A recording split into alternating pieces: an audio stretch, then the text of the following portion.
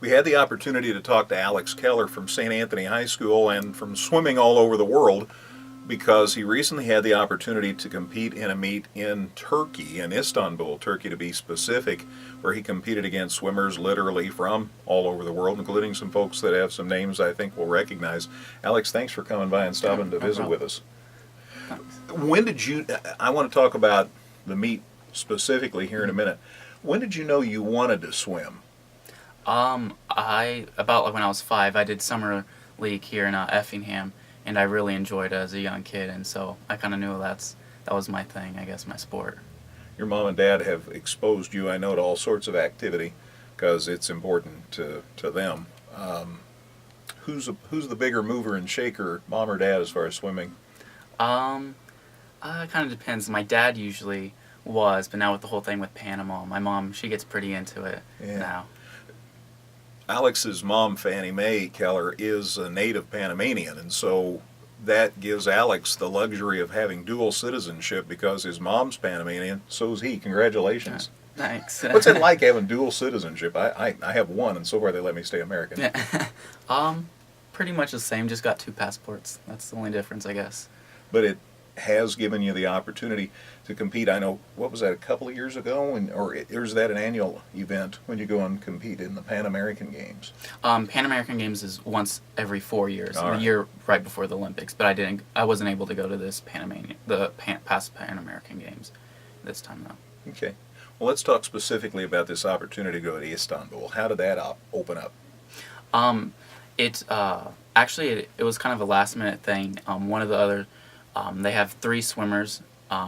They by FINA requirements you have to have points, certain amount of points. You have to have 1 boy and 1 girl, and then the next person with the most points. I had the 3rd highest amount of points, but they had to send another girl. So I kind of at first was told no, I can't go. But then after a while, then they said yes, I would be able to.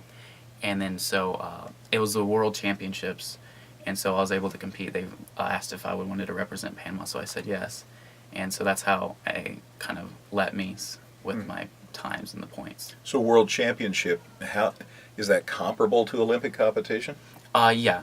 After the Olympics, this is the next highest, the most important meet then in the world, in the swimming world. After Olympics, and it goes to the World Championships. That's the most prestigious, I guess you could say, after Olympics. Little birdie told me Ryan Lochte was there. Yeah, he was. Yeah, it was pretty cool. Ryan Lochte was there. I got to swim with him. I warmed up with him. I got to talk to him just a little bit and stuff like that. It was really cool. I can imagine.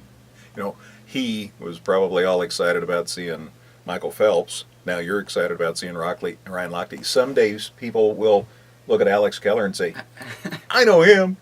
I don't know. I'll be that big, nah, but hopefully I can go to the meets that they've gone to continue to. How big is your upside? What goals do you have for yourself? I would like to try to get like the FINA cut for the Rio Olympics, which is in about 3.5 years for Panama. See if I can compete for them. Also, I'd like to go to World Championships again because the past one was the 25-meter World Championships. This coming year, it's going to be the 50-meter World Championships, which is going to be in Barcelona. So I'm hoping to compete for the team for Panama for that. I love it. You're talking about all these international locales, and some of us are excited when we get to go to St. Louis. How are you able to put that in perspective that you get to do all these things? I really enjoy it. I really like traveling. So it's kind of like I get to do 2 things at once, and so I always get really excited before like the meets and stuff. It always seems like the week before is a really long week waiting for the meet to come.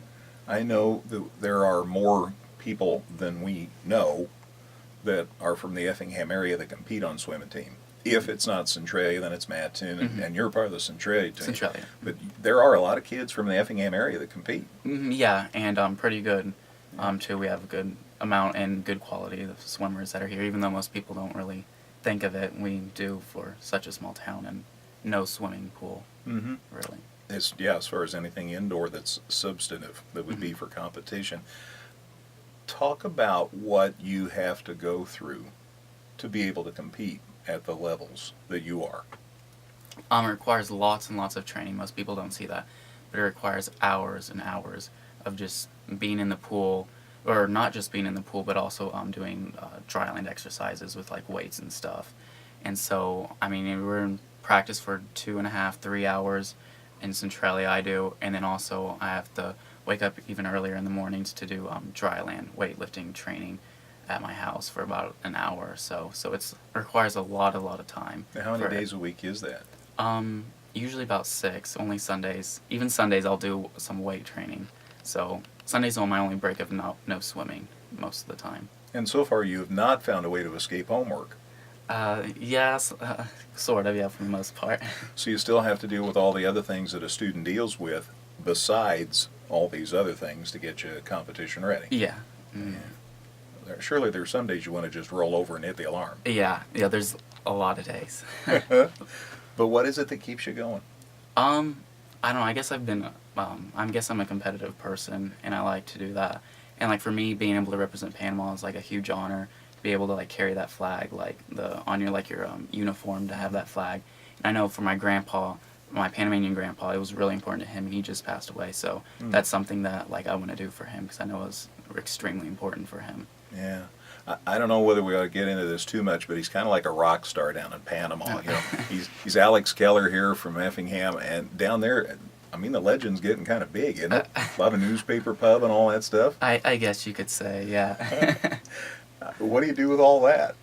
I don't know. Like my cousins always will like post something like on my Facebook, like, oh, we saw this or something in the newspaper. But usually we just like try to pick and see what things they've gotten wrong, because usually the newspapers have a lot of things wrong down there. So we'll be like, oh, that's a photo from like 3 years ago, or something that happened, like a meet that was just a few weeks ago and stuff like that. So we like to make fun of the newspapers. Yeah. Well, it's a great pleasure to get to visit with you. Thank you. I know you work hard at St. Anthony, and you work hard, and you do still compete in IHSA, right? Yeah, we have sectionals in a couple of weeks, about a month from now. How many events do you think this year?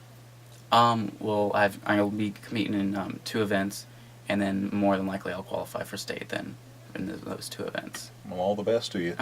Appreciate you taking time to visit with us. Thank you, sir. I appreciate it. Alex Keller, I'm Greg Sapp.